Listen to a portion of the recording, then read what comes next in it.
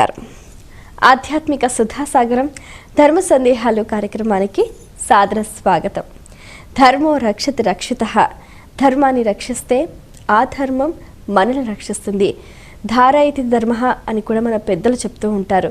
ఎవరైతే ధర్మ మార్గాన్ని అనుసరిస్తారో వారికి ఉత్తమ గతులు కలుగుతాయి అని కూడా చెప్తూ ఉంటారు. దానికి అనుగుణంగానే మన భారతీయ సంస్కృతి సంప్రదాయాలకు అనుగుణంగా ప్రతి ఒక్క ప్రాంతం వారు ఎన్నో రకాల ధర్మాలని ఆచరిస్తూ ఉంటారు. మరి అవి ఆచరించే సమయంలో చాలా రకాల సందేహాలు కలుగుతూ ఉంటాయి, సహజమే. మరి ప్రేక్షకులు వాళ్ళకు కలిగిన సందేహ నివృత్తికై ఎంతో శ్రద్ధగా మన ఈ కార్యక్రమానికి ఉత్తరాల ద్వారా, ఈమెయిల్స్ ద్వారా రాసి పంపిస్తూ ఉంటారు. వారన్నిటికీ చక్కటి శాస్త్రీయ సమాధానాలు అందించడానికి మనతో పాటున్నారు జ్యోతిర్వైద్యరత్న, జ్యోతిష కేసరి, జ్యోతిష వాస్తు విజ్ఞాన సంస్థ అధినేత, ఆధ్యాత్మికవేత్త, మీ అందరికీ సుపరిచితులైన డాక్టర్ సివిబి సుబ్రహ్మణ్యం గారు. వారితో మాట్లాడి మరిన్ని విషయాలు వారి మాటలో తెలుసుకుందాం. ఈనాటి కార్యక్రమాన్ని ప్రారంభిద్దాం. నమస్కారం అండి. నమస్కారం. మొదటి ఉత్తరం చూద్దామండి. ఒంగోలు నుంచి సంగీత రాస్తున్నారు. దశదానాలు అంటే ఏమిటి తెలియచేయగలరు అంటూ రాస్తున్నారు. నిజానికి 10 రకాల వస్తువుల్ని దానం చేయడం ఉంటుంది దాంట్లో. ఆ 10 రకాల వస్తువులు దేనికోసం చేయాలి అంటే, మనకు అలవాటు ఏంటంటే ఏదో కాస్త డబ్బులు ఇవ్వడము, లేదా మనం వాడుకోవడానికి అవసరం లేని ఉంటాయి కొన్ని ఉపయోగపడనివి, అవి ఇవ్వడము చేసేసి దానం చేసేసాం అనుకుంటూ ఉంటాం. కానీ అలా చేయడం కాదు. వాటికి ప్రత్యేకమైన అవసరాలు ఉన్నాయి. దాంట్లో గోదానం తీసుకోండి. దాంట్లో గోదానం అనేటువంటిది సకల దేవతలు దాంట్లో ఉంటారు. దాన్ని మనం దానం చేయడం ద్వారా విశేషమైన ఫలితాన్ని మనం పొందగలుగుతాం. 2, సమాజంలో మొన్న వాతావరణ కాలుష్యం వల్ల, వాయు కాలుష్యం వల్ల గత సంవత్సరం 93 లక్షల గర్భస్రావాలయ్యాయి. 2 కోట్ల చిల్లరి పిల్లలు అంగవికలులై పుట్టారు.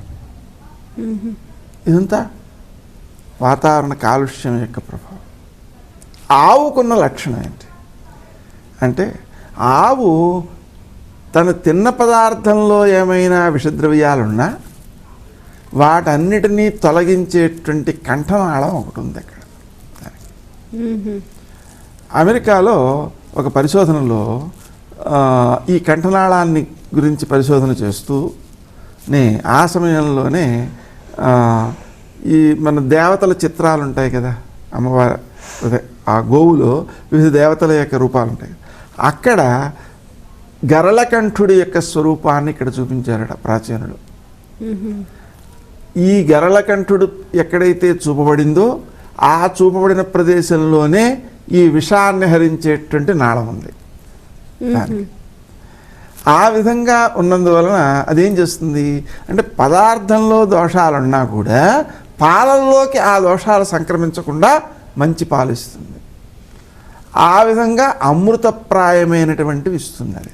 అందుకని మనకి పంచామృతాలలో ఆవు పాలు, ఆవు పెరుగు, ఆవు నెయ్యి ఇవి చాలా ముఖ్యమైనవి. ఇక తేనె, పంచదార అంటారు. ఈ పంచదార అనేటువంటిది నేడు దొరికే పంచదార కాదు. నేడు దొరికే పంచదారలో విశిష్ట లక్షణాలన్నీ తొలగించబడి, విశేషించి ఎముకల యొక్క పొడిని దానిపై పరిశుభ్రం చేయడానికి ఉపయోగించి దాన్ని మనకు ఇస్తున్నారు. కానీ ప్రాచీనంలో చీనీ అనేటువంటి పేరుతో ఒకటి ఉండేది. అది సన్నగా ఉంటుంది. ఈ వైట్ అంటే తెలుపు రంగు ఉండదు, కొంచెం కలర్ తక్కువగా ఉంటుంది. దానికి ఈ పరిశుభ్రత కోసం చేసేటువంటి, అందం కోసం, తెలుపుదనం కోసం చేసేటువంటి ప్రక్రియలు చేయరు. కాబట్టి అది పవిత్రమైనది. ఆ పంచదార వాడాలి, లేకపోతే బెల్లం వాడచ్చు. సరే, ఇప్పుడు ఇంతకీ బెల్లం, తేనె ఇవి 2 కూడా అమృతతుల్యమైనవి. ఎందుకని అంటే, ప్రకృతిలో మనకు ఆహారం ఉంటేగా బతికేది. ఆహారాన్ని అందించే వృక్షాలు కదా, వృక్షాలలో సారాంశభూతమైన పువ్వులు కదా, పువ్వుల్లో ఉండేటువంటిది మకరందం, ఆ మకరందమే తేనె. కాబట్టి అది కూడా చాలా పవిత్రమైనది. వీటికి మనం గమనించినట్లయితే అమృతప్రాయం ఎందుకు అవుతుంది మీరు చూడండి, గమనించండి. ఆయుర్వేద వైద్యంలో కొన్ని ఔషధములకు పాలు సహాయంగా వాడతారు, కొన్నిటికి నెయ్యి వాడతారు, మరికొన్నిటికి తేనె వాడతారు, మరికొన్నిటికి పంచదార కాదు పటికి బెల్లం పొడిం వాడతారు. అంటే ఇవన్నీ ఏం చేస్తాయంటే ఔషధంలో ఉండేటువంటి గుణాలను అనుపానం అంటారు. అనుపానం అంటే ఏంటి? దాన్ని అనుసరించి స్వీకరించడం వల్ల ఆ ఔషధము యొక్క గుణము వృద్ధి చెందుతుంది అనేది దాని తాత్పర్యం. కాబట్టి ఈ పంచామృతాలను అందించేటువంటి గోవును మనం దానం చేస్తే అది చాలా విశిష్టమైన ఫలితాన్ని ఇస్తుంది. అలాగే సకల దేవాత్మకంగా భావన చేసే వాటిలో ఏనుగు ఒకటి, అది లక్ష్మీ స్వరూపంగా కూడా భావిస్తారు. అలాగే గుర్రం ఒకటి, అలాగే శరీరాన్ని కప్పేటువంటి వస్త్రం ఒకటి, ముఖ్యంగా మనకు ఉపకరించేటువంటి అంశాల్లో వస్త్రం అనేటువంటిది చాలా ముఖ్యమైనది. అలాగే అక్షయ స్వరూపమైనటువంటి బంగారం ఒకటి. ఎందుకని? మీకు మిగిలిన ఏ పదార్థాన్నైనా అగ్నిలో వేసినట్లయితే అది ఉన్న పరిమాణం, కొలత, బరువు తగ్గిపోతాయి, ఏ పదార్థమైనా సరే. బంగారం మాత్రం ఎన్ని మాటలు కరిగించినా దాని తరుగుదల ఉండదు, తగ్గదు. అది అక్షయ స్వరూపం కాబట్టి అది అక్షయం అని అన్నారు. అక్షయత నాడు ఈ అక్షయం కాబట్టి బంగారాన్ని దానం చేస్తే అక్షయమైన ఫలితమైన మోక్షం సిద్ధిస్తుంది అనేది తాత్పర్యం. మీకు ఇంకా లోతుగా ఆలోచన చేసినట్లయితే ఋగ్వేదంలో ఎవరైతే బంగారాన్ని ధరిస్తారో వాళ్ళకి మరణ భయం ఉండదు అన్నారు. ఇంకా విశేషించి ఆయుర్వేదంలో మరణము అంటే వ్యక్తికి మరణం అంటే ఏమిటి? అప్పుడెప్పుడో వచ్చే మరణం అనేది ఒక్కటే కాదండి, అనుక్షణము కూడా కొన్ని జీవులు చచ్చిపోతుంటాయి శరీరంలో. కొన్ని జీవకణాలు చనిపోతుంటాయి, కొన్ని జీవకణాలు పుడుతుంటాయి. పుట్టేవి మరణించేవి సుమారు సమానంగా ఉంటే ఇది ఆరోగ్యం. పుట్టేవి ఎక్కువ ఉండి మరణించేవి తక్కువ ఉంటే అది బాల్యం, పెరుగుతుంటాడు కదా. అదే పుట్టేవి తక్కువ మరణించేవి ఎక్కువ ఉంటే వార్ధకం. అంటే అనుక్షణము మరణం జరుగుతుంది, కానీ ఆ జీవకణముల యొక్క ఈ రేషియో అంటే మరణించేవి జన్మించేవి వీటిని కాపాడే విధంగా ఉండేటువంటిది స్వర్ణభస్మం ఆయుర్వేదంలో. అంటే స్వర్ణభస్మం తీసుకుంటూ ఉన్నట్లయితే ఆ వార్ధకం రాదు అని. హోమియోలో మందు ఉంది, దాన్ని ఆర్మెట్ అంటారు. అది కూడా బంగారం నుంచే తీస్తారు. దాని విలువ ఏమిటి అంటే ఎవరైతే మరణించాలనే కాంక్ష కలిగి ఉంటారో, ఆత్మహత్యా భావన కలిగి ఉంటారో వారికి ఈ మందు వాడితే ఆ భావన తొలగిపోతుంది, బతకాలనే కాంక్ష పుడుతుంది. బతకాలనే కాంక్ష అంటూ పుడితేనే మందులు పనిచేస్తాయండి, లేకపోతే మందులు కూడా పనిచేయవు. కాబట్టి జీవం అనేటువంటి శక్తి దాంట్లో ఉంది. ఎందుకని అంటే గురుడికి జీవుడని పేరు, అంటే ఆయన జీవశక్తికి అధిపతి. ఆయనకు సంబంధించినటువంటిది బంగారం, అది కూడా జీవశక్తి. ఈ బంగారంపై ఆధిపత్యం సూర్యునికి కూడా ఉంది. దాని అర్థం ఏమిటి? సూర్యుడే మనకు ఆరోగ్యానికి, విజయానికి, పరిపూర్ణతకు, నాయకత్వ లక్షణాలకి, వీటన్నిటికీ కూడా అధిపతి. కాబట్టి ఈ బంగారం దానం చేయడం ద్వారా ఆయన కూడా సంతోషిస్తాడు, ఈయన కూడా సంతోషిస్తాడు. ఇంకా విశేషించి చంద్రునికి సంబంధించి శుక్రునికి సంబంధించిన ద్రవ్యం రజతం, వెండి. వెండి కూడా దానం చేయాలి. దీంట్లో వెండి యొక్క గొప్పతనం ఏంటి అంటే ఆ మధ్య హిట్లర్ యుద్ధానికి వెళ్ళాడు. రష్యా వైపు యుద్ధానికి వెళ్ళినప్పుడు అక్కడ చలికి సైనికులు మరణించారు చాలామంది. ఆ మరణించిన వారిలో ఒక స్థాయి కంటే క్రింది వారు మరణించారు. ఆ పదవికి స్థాయికి పై వాళ్ళు మరణించలేదు. అంటే మరణించడానికి ప్రకృతికి కూడా ఈ అధికారాలు ఏమైనా అడ్డొచ్చాయా? కాదు.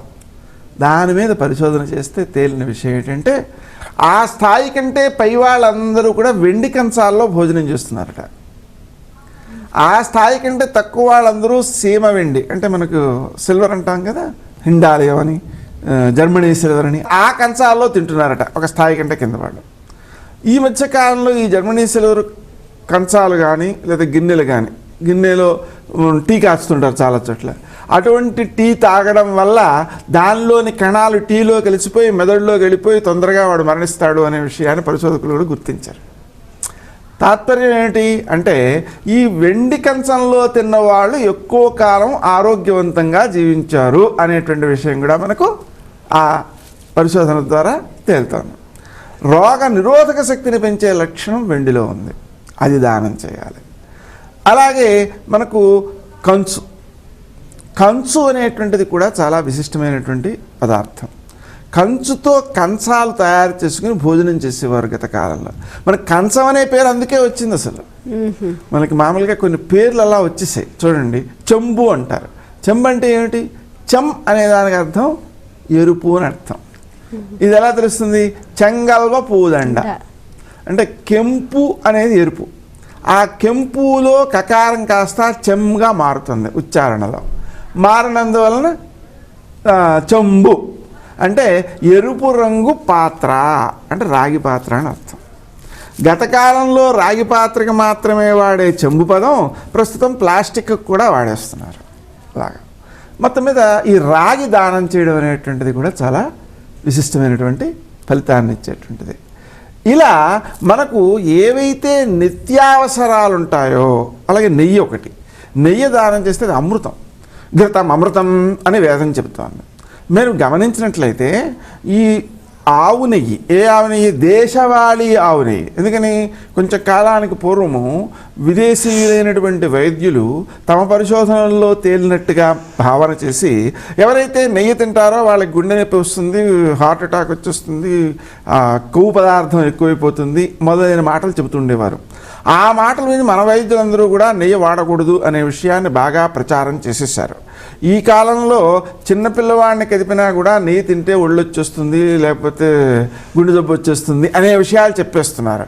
కానీ వాస్తవం అది కాదు. ఈ మధ్య కాలంలో దేశవాళీ ఆవు నెయ్యి మీద పరిశోధన చేస్తే ఆ నెయ్యి తిన్నటువంటి వాళ్ళల్లో ఏమొచ్చింది అంటే క్యాన్సర్ తగ్గిపోయింది, గుండె బలపడింది, గుండె జబ్బు రాదు. ఎందుకని? ఘృతం అమృతం. అంతేకాదు ఆ ఘృతమును ఏమన్నారంటే బుద్ధిగా భావన చేశారు. అంటే ఎవరైతే ఆవు నెయ్యి వాడతారో వాళ్ళకి బుద్ధి కుశలత పెరుగుతుంది. చిన్నపిల్లలకి వాడాలన్నమాట. ఇంతకీ దాన్ని దానం చేయడం, ఇలా మనకు ఏవైతే ప్రయోజనకారులో జీవితాన్ని నిలబెడతాయో వాటన్నిటినీ కలిపి దశదానములు అనే పేరుతో పిలిచారు. అందువలన మనకి నిత్యావసరములుగా ఉండే వాటినన్నిటినీ, మనకు ఉపయోగపడేటువంటి వాటిని, విలువైనటువంటి వాటిని, భగవత్ స్వరూపమైనటువంటి వాటిని భగవత్ స్వరూపుడైన వ్యక్తికి మనం దానం చేయడం అనే దాని వలన విశేషమైన ఫలితాన్ని మనం పొందగలం. మరి ఉత్తరం చూద్దామండి. కరీంనగర్ నుంచి మాధవి రాస్తున్నారు. దేవతలు పూనటం, దయ్యాలు పట్టడం నిజమేనా? తెలియజేయగలరు అంటూ రాస్తున్నారు. దేవుడు అనేటువంటి వాడు ప్రతి వ్యక్తికి లోపల ఉన్నాడు కదా. తన యొక్క శరీరాన్ని మరిచిపోయిన స్థితి ఉన్నట్లయితే, తన మనస్సుని మరిచిపోయిన స్థితి ఉన్నట్లయితే దైవీ వాక్కు వస్తుందండి. ఎట్లాగంటే మీరు భౌతిక దృష్టిలో చూసినట్లయితే హిప్నటైజ్ చేయడం అని అంటుంటారు. ఆ హిప్నటైజ్ చేయబడినప్పుడు తనను మరిచిపోయి తన మనస్సును మరిచిపోయిన స్థితులు ఉన్నాయి. ఉదాహరణకి 1870 ప్రాంతంలో ఎడ్గర్ కేసీ అనేవాడు పుట్టాడు. అతనికి 22 ఏళ్ళు వయసు వచ్చేటప్పటికి, అంత క్రితం వరకు ఏం చేసేవాడంటే ఇన్సూరెన్స్ ఏజెంట్గా పనిచేసేవాడు. 22 ఏళ్ళు ఎంతో వచ్చేటప్పటికి అతనికి కంఠం పోయింది. ఇంకెలా బతుకుతాడు? అది మాట్లాడలేడు కదా. అందుకని ఫోటోగ్రాఫర్గా వృత్తిని మార్చుకున్నాడు. ఈ మార్చుకున్నటువంటి వ్యక్తికి ఒకసారి హిప్నోథెరపిస్ట్ వచ్చాడు ఊళ్ళోకి. వచ్చినప్పుడు అతను హిప్నటైజ్ చేస్తే ఆ సమయంలో మాట వచ్చింది, కానీ మళ్ళీ బయటకు వచ్చిన తర్వాత పోయింది. ఆ ఊళ్ళో ఉండేటువంటి మరో హిప్నోథెరపిస్టు నేను ట్రై చేస్తానని చెప్పి ప్రారంభించి అతన్ని హిప్నటైజ్ చేసి ఆ సమయంలో మాట్లాడుతున్న సమయంలో వాడిని అడిగాడు, ఏమని, ఈ అనారోగ్యం అసలు ఎందుకు వచ్చింది? ఆ హిప్నటైజ్ చేయబడినప్పుడు ఏమని అడిగేవాడు, నీకెందుకు వచ్చింది అనేవాడు కాదు, ఎడ్గర్ కేసీకి ఆ అనారోగ్యం ఎందుకు వచ్చింది అని అడిగేవాడు. అంటే అతను కాదు మాట్లాడుతున్నది, అర్థమైంది. అతను కంఠనాళాలు కొన్ని పక్షవాతానికి గురైనందువలన, రక్త ప్రసరణ ఆగిపోయినందువలన రావట్లేదు మాట అని చెప్పాడు. ఆ విషయం ఎడ్గర్ కేసీకి తెలియదు. అంతేకాదు, దీని నివారణ ఏమిటి అని అడిగాడు వాడిని. అడిగితే నువ్వే రక్త ప్రసరణ తీవ్రంగా జరగాలి అని చెప్పి సజెషన్ ఇయ్యి, అప్పుడు రక్తం దాంట్లోంచి చొచ్చుకుని పెడుతుంది, అప్పుడు మాట వస్తుంది అని చెప్పాడు వాడు. వాడు సజెషన్స్ ఇచ్చాడు, రక్త ప్రసరణ జరిగింది, మాటలు వచ్చాయి. దాన్ని చూసేవాడికి వీడికి ఆశ పుట్టింది. ఎవరికి? ఇచ్చేసిన వాడికి. వాడు కూడా తన కడుపులో నొప్పి ఉంటే దానికి కారణం ఏంటని వాడిని అడిగాడు. వాడు చెప్పాడు, దాన్ని నివారణ చేసుకున్నాడు, వీడికి తగ్గింది. ఈ విషయం ఆ నోటా ప్రచారమైంది. ఎడ్గర్ కేసీ యొక్క జీవితంలో ఏ డాక్టర్ దగ్గర సాల్వ్ కాని కేసులు 2500 కేసులు సాల్వ్ చేయబడ్డాయి. ఇంతకీ అతను చెప్పిన మాటల్లో ఒకటి కాళ్ళు పడిపోతే వాడి కర్మ అన్నాడు. కర్మ అనే పదమే వాడాడు. ఎందుకు అంటే కర్మకు సమానార్థకమైనటువంటి పదం ఇంగ్లీష్లో లేదు. అలాగే పుణ్యానికి కూడా లేదండి. అంటే దాని అర్థం ఏమిటి? కర్మ యొక్క ప్రభావాన్ని వాళ్ళు అంగీకరించరు, అలాగే పుణ్యము యొక్క ప్రభావాన్ని కూడా అంగీకరించరు. ఇంకేమంటారు? గుడ్ కర్మ అంటారు. సిన్ అనే పదం ఉంది పాపానికి, పాపం ఉంది కానీ పుణ్యం అనే పదం లేదు అక్కడ. అయితే ఈ కర్మ అనే పదానికి అర్థం తెలియలేదు వాళ్ళకి, విన్నవాళ్ళకి తెలియదు, వాడికి తెలియలేదు. ఆ కారణం చేత జర్మన్కి సంబంధించినటువంటి యూనివర్సిటీలను సంప్రదిస్తే ఇది సంస్కృత పదమని, ఇది తాను గత జన్మలో చేసినటువంటి కర్మ యొక్క ఫలితాన్ని పొందడానికి కర్మ అనే పదం వాడతారని వాళ్ళు చెప్పారు. ఆ మాట విని చాలా గుండెలు బాదుకున్నాడు. ఏమిటి ఇలా నా మతానికి విరుద్ధంగా నేను మాట్లాడానా అని ఏడ్చేవాడు. అంటే ఏమిటి? అతని యొక్క అభిప్రాయంతో ఏమాత్రం సంబంధం లేని పదాలు వచ్చాయి అక్కడ. పదాలే కాదు, అతను రాను తాను హిప్నటైజ్ అయిపోయేవాడు. తన తానే అయిపోయినప్పుడు కొన్ని వాక్యాలు చెబుతుండేవాడు. అవి ఉపనిషద్వాక్యాలతో ధీటుగా ఉన్నాయి. అంటే చాలా నిత్య సత్యాలు చెప్పేవాడు అన్నమాట. అప్పుడు దీన్ని బట్టి మనకేమర్థమవుతుంది?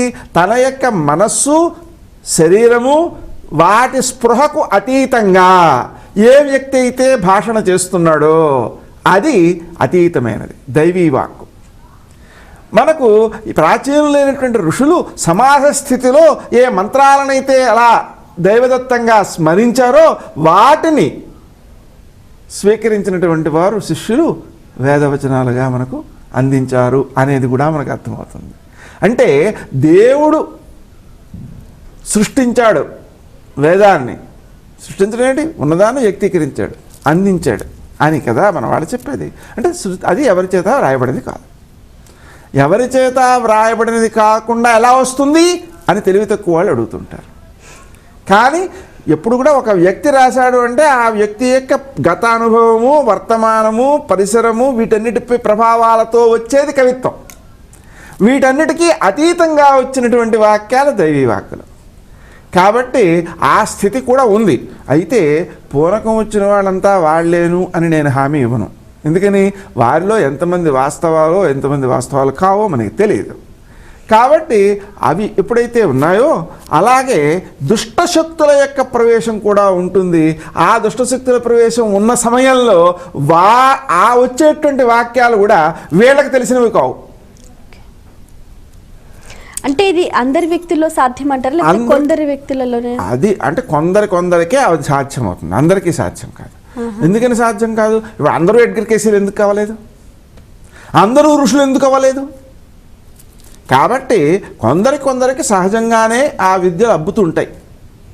అలా అబ్బినటువంటి వాళ్లకు ఆ పరిస్థితులు ఎదురవుతుంటాయి.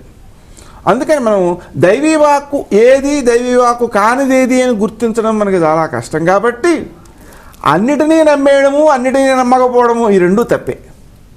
అందువల్ల మనకు ఆ తెలియని అంశంపై వ్యాఖ్యానం చేయకుండా ఉండడం శ్రేష్టం.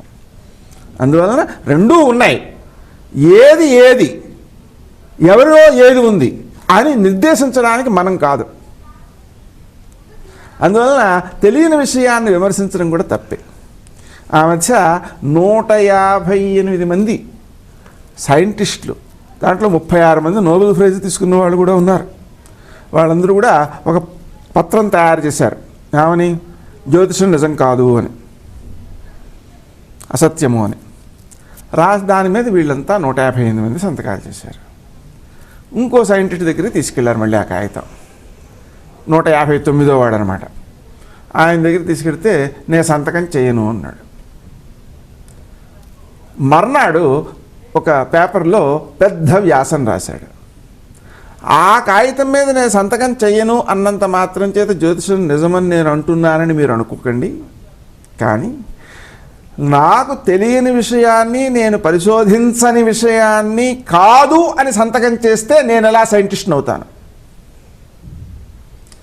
మీరు 158 మంది సంతకాలు చేశారు కదా, మీకు ఏ కొంచెమైనా ఆ విషయంలో పరిజ్ఞానం ఉందా? మీకు పరిజ్ఞానం లేని విషయంలో మీరు సంతకాలు చేశారంటే మీరు సైంటిస్ట్ ఎలా అయ్యారు అని ప్రశ్నించాడు. అందుకని మనం ఏ రంగంలోనైతే పూర్తిగా సమగ్రంగా పరిశీలన చేసే స్థాయిని పొందలేదో ఆ విషయాన్ని గురించి వ్యాఖ్యానించడం తప్పు. కాబట్టి ఈ పూనకాలు అన్నీ రైట్ అని నేను అంటలేదు, పూనకాలు అన్నీ తప్పని నేను అంటలేదు, దెయ్యాలు పట్టిన వాళ్ళు అందరూ రైట్ అని నేను అంటలేదు, అన్నీ తప్పని నేను అంటలేదు. కొన్ని రకాల మానసిక వ్యాధుల్లో కూడా అటువంటి భ్రమలు కలుగుతూ ఉంటాయి. హోమియోలో వాటికి మందులు ఉన్నాయి. కాబట్టి అన్నీ రోగాలే అని కూడా లేదు. అందువలన ఏది అని నిర్దేశం చేయడం, ప్రతి కేసుని విడివిడిగా పరిశీలన చేసి సూక్ష్మంగా ఆలోచించి నిర్ణయించాల్సినదే తప్ప ఇవన్నీ ఇంతేను అని ఒకే ఘాటన కట్టడం అనేది ప్రజ్ఞ కలవాళ్ళు చేసే పని కాదు. చాలా సంతోషం అండి. మీ అమూల్యమైన సమయాన్ని కేటాయించి మా ప్రేక్షకుల ధర్మ సందేహాలకు చక్కటి శాస్త్రీయ సమాధానాలు అందించినందుకు ధన్యవాదాలు. వీక్షించారు కదండి, ఇది ఇవాల్టి మన ధర్మ సందేహాలు కార్యక్రమం. మీకు కూడా ఇంకా ఏవైనా ఆధ్యాత్మిక ధర్మ సందేహాలు కలిగితే మా ఈ కార్యక్రమానికి మీ సందేహాల్ని క్లుప్తంగా, సూటిగా, స్పష్టంగా పోస్ట్ కార్డ్పై లేదా ఈమెయిల్ ద్వారా రాసి పంపించండి. మా చిరునామా ధర్మ సందేహాలు, కేర్ ఆఫ్ భక్తి TV, road number 92, Jubilee hills, Hyderabad 5,96,000. మా ఈమెయిల్ ఐడి bhaktihyd@gmail.com. మరో కార్యక్రమంలో మీ సందేహాలు మా పండితుల సమాధానాలతో మళ్ళీ కలుసుకుందాం. అంతవరకు సెలవు. నమస్కారం.